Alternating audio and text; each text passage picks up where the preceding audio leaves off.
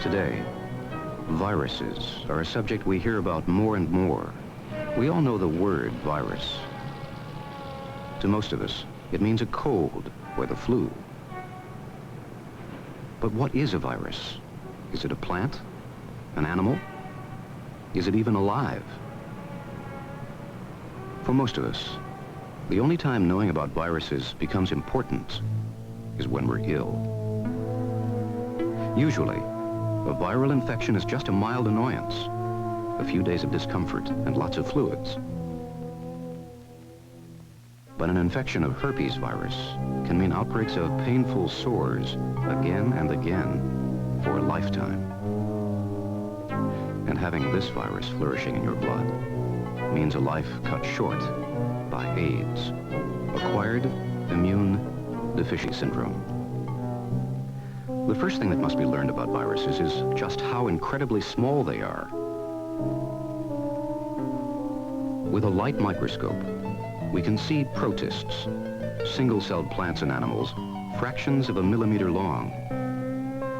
With the highest power of this microscope, we can just make out another life form, bacteria. These dark specks streaming in the currents. But even smaller than bacteria, and invisible to the light microscope, are the viruses. To see viruses requires this, an electron microscope. An average virus is 1/10,000th of a millimeter in diameter. Turning the magnification up to 50,000 times, they come into view. Dozens and dozens of spherical viruses. Even at this extreme magnification, these viruses look fuzzy and indistinct. To get a clear picture of the structure of a virus requires a special technique called X-ray crystallography. Dr. James Hogle is a researcher in the molecular biology group at Scripps Clinic in California. There are two major differences between X-ray crystallography and light microscopy. First, a lens cannot be used to refocus the X-ray image. Second, it's impossible to measure the X-ray scattered from a single virus particle. Since a single virus particle is too small to be visualized directly, the first step in X-ray crystallography is to bring together trillions of virus particles into a workable mass. This can be done by putting a solution of viruses into a small hard plastic container and covering the container opening with a thin tissue called a membrane.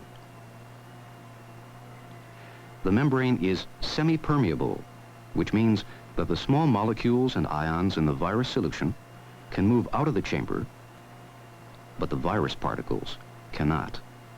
The result is that slowly the viruses become less and less soluble, and eventually they form crystals.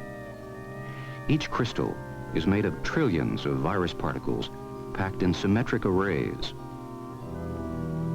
The regularity of the crystal allows the information on the shape of a single virus to be assessed. To get this information, the virus crystal is placed in a glass tube mounted on an X-ray machine. X-rays aimed at the crystal are scattered into a regular pattern that's recorded on film. This is a picture of that scatter. It is called an X-ray diffraction pattern.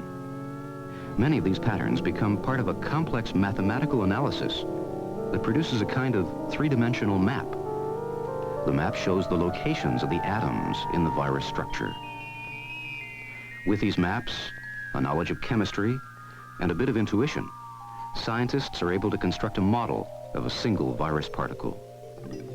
We've learned that typically a virus has two basic parts: a protective outer layer of protein, sometimes coated with a fatty membrane, and an inner core of nucleic acid, either DNA or RNA. Although most viruses consist of only a few thousand molecules, nature has arranged those molecules into a menagerie of shapes. There are viruses that look roughly spherical under the electron microscope, but whose exact geometry is an icosahedron, a shape with 20 triangular faces. There are also rod-shaped viruses. The rod actually has two layers wrapped together. At the center is a strand of nucleic acid, while the outside is protein spirally wound in a long helix. Probably the most dramatically shaped viruses are called phage. If you think they look like a spacecraft, you're not alone. The top of a phage is a hollow protein capsule that contains nucleic acid. Beneath that is a shaft called a sheath. And attached to the sheath are leg-like tail fibers. A virus carries only the essentials of existence. A strand of nucleic acid imprinted with the formula for survival, and a strategy to reproduce that precious information, generation after generation. In the complex world of living creatures, the bare minimum simplicity of the virus is striking. Compared to a virus, even a one-celled animal seems like a great factory, performing and coordinating hundreds of tasks. There are cell parts for processing energy, parts for locomotion,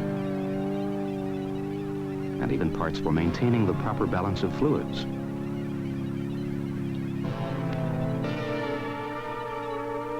Placing a virus into a protist cell would be something like placing a person into the center of a major city. Both are dwarfed by the large and complex structures that surround them. Without all the machinery of life, how do viruses survive?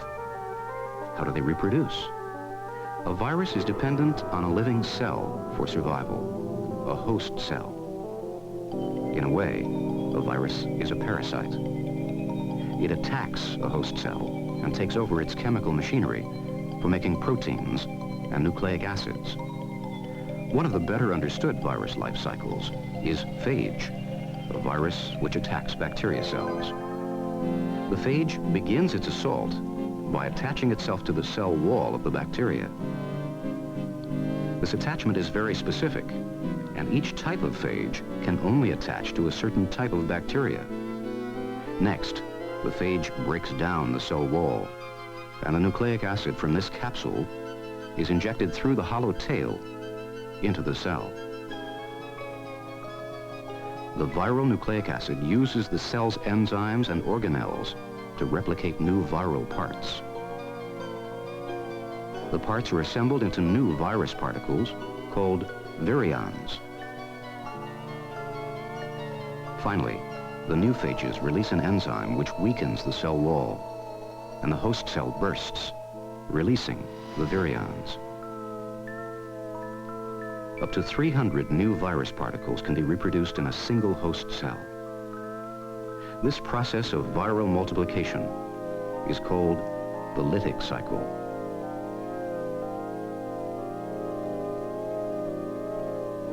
Interestingly, the lytic cycle does not always happen immediately. Sometimes, rather than producing virions, phage nucleic acid incorporates in the host cell DNA. Now, each time the cell divides, the phage DNA is also reproduced and is spread to more and more cells. Then suddenly, for reasons that are still unclear, the phage DNA activates, and the destructive lytic cycle begins.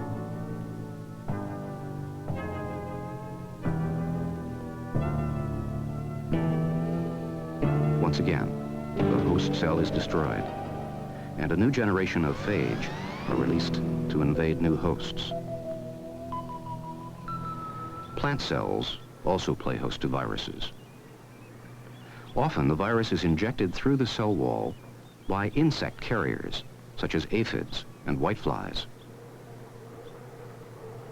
There's no mistaking the vigorous look of a healthy plant, like this melon.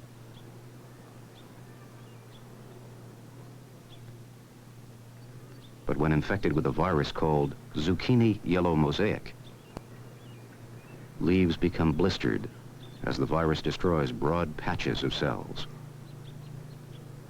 Fruit is also susceptible to viral disease. Here, pepper mottle virus causes discoloration and withering of these bell peppers. Probably the best studied plant virus is this one, tobacco mosaic. Back in the 1890s, it was the first virus to be identified as the cause of a disease. Later, it was also used in classic experiments that would reveal the particle nature of a virus. Animal cells are also invaded by viruses. In fact, viruses are responsible for a large number of diseases, including rabies, hepatitis, and cholera. Some viral diseases can even be transmitted between species. For example, cowpox can be contracted by humans handling diseased herds. The list of human viral diseases is also very long. Yellow fever, influenza, smallpox, herpes, and one of the most highly studied human ailments, polio. The polio virus attacks certain kinds of nerve cells, and for thousands of years, it killed and crippled, especially children. In the spring of 1954, that was about to change. Dr. Jonas Salk and his research team at the University of Pittsburgh developed a polio vaccine.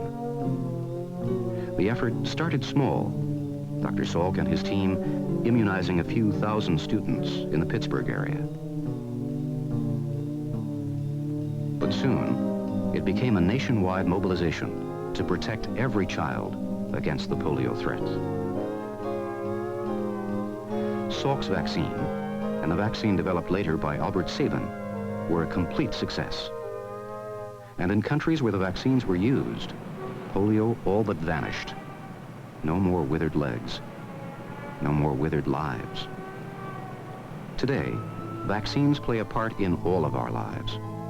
But how does a vaccine work?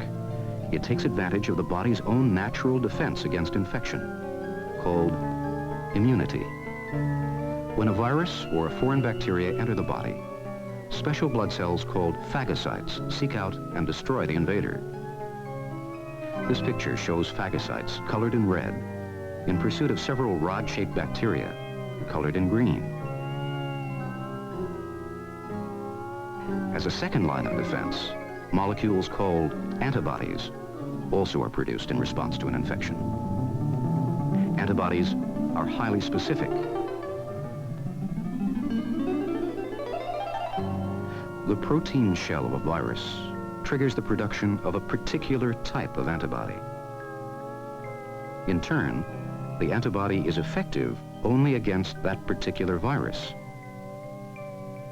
Antibodies attach themselves to the protein shell of the virus and render the virus inactive and make it easier for the phagocyte to finish the virus off. What a vaccine does is stimulate antibody production, and in many cases, a vaccine is nothing more than a solution of inactive viruses. Polioviruses for polio vaccine. Smallpox viruses for smallpox vaccine. The first step in making a vaccine is isolating the virus you want to control. This is done by applying viruses to a culture of host cells. After a while, clear patches in the culture appear, showing where cells have been destroyed, which is also the location of the virus. Antibodies are effective only if there is an exact match at the antigenic site, the white spots on the virus shell. If these sites change, antibodies cannot attach, and our immune system cannot protect us. Some genetic mutations in viruses alter their surface structure such that they're no longer recognized by antibodies. This kind of mutation is responsible for periodic epidemics of some viral diseases, such as influenza. Because a disease virus can have many different varieties or be very changeable, it is sometimes impossible to develop a vaccine against it. A quick change virus is hard to stop, but there are some things even worse. A Imagine a virus whose target is the very immune system cells that defend against infection. That nightmare has become real, and it is called the AIDS virus. Human immunodeficiency virus, HIV for short. They are engulfed by phagocytes, but they are not destroyed, and they go on to attack the cells that produce antibodies, leaving the body defenseless. HIV is one of those viruses that does not go into its cell-destroying lytic cycle right away. In fact, the nucleic acid of HIV can reside in our blood cells for years, causing no discomfort, no symptoms. The only way to see it is with a blood test. That fact makes HIV a dangerous epidemic threat. Medical research to cure or control AIDS is working along several directions, from drug therapy to vaccines. But the most powerful defense against HIV or any disease virus is understanding it. Remember, a virus is just a parasite, and like any parasite, it must be passed from host to host. From what we know now, the AIDS virus is transmitted sexually, as well as in blood and blood products. Stop the transmission, and you stop the virus. Although viruses have always been a part of our world, we have still managed to survive. One step at a time, we have learned about viral disease, and one step at a time, we are learning how to stop it.